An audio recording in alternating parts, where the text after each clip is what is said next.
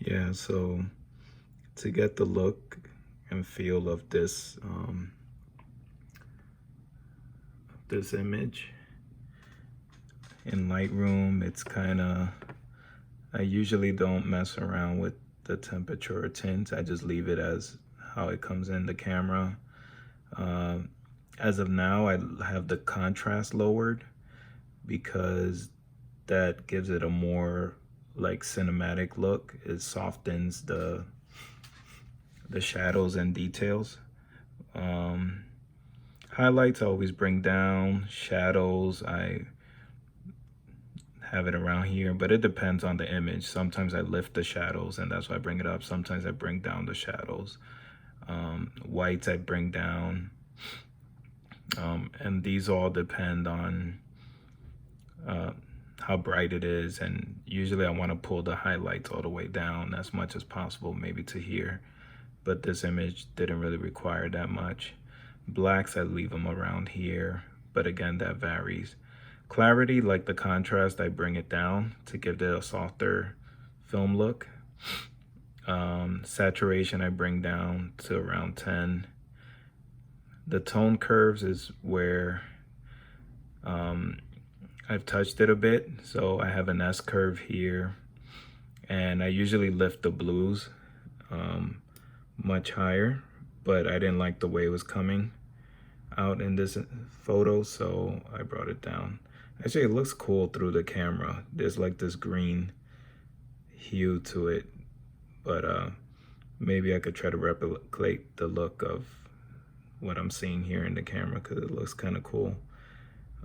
There's like a yellowish tint. I would love to add that. But yeah, an S curve in the blue. The red, I bring it down a little bit in the middle just to give it a green mid-tone. And for RGB, I just do the S curve with a big, at the end of the S, I lift it up to crush the blacks even more to give it a more faded look. Push the contrast down for the shadows. Midtones a little up. I don't know, I kept this kind of simple.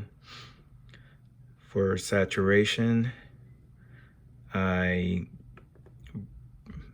didn't mess around with the first colors a lot. I don't like bright greens, so I brought down the greens, the aqua, the blue, purple, magenta. I brought those down a bit. I should probably bring the yellows down too, but I don't mind yellows. Orange, it depends on the skin tone. If I feel there's too much orange, I'll bring it down. I used to do split toning, and I still do on and off, but you just can't get it right sometimes, and I feel that it messes up the image, so I've been trying to keep it a little simpler for now. Sharpening, I'm not really touching.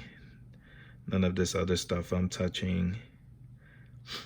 I go, now down here is where I do more work with the calibration. So I bring the hue for red up, and as you can see, that's 21. The saturation, I used to mess with and bring it down, but now I leave it like that at 0.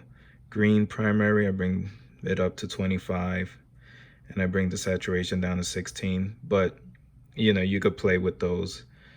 It's not set in stone.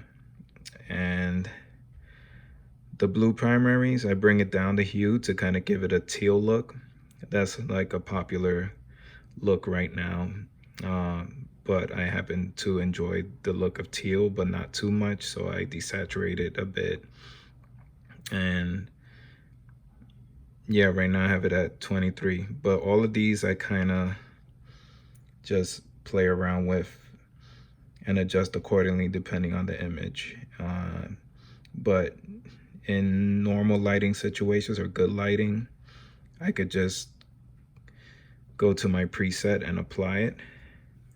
I have a ton of presets that I've created for different situations or just experimenting, and I don't like a lot of them anymore.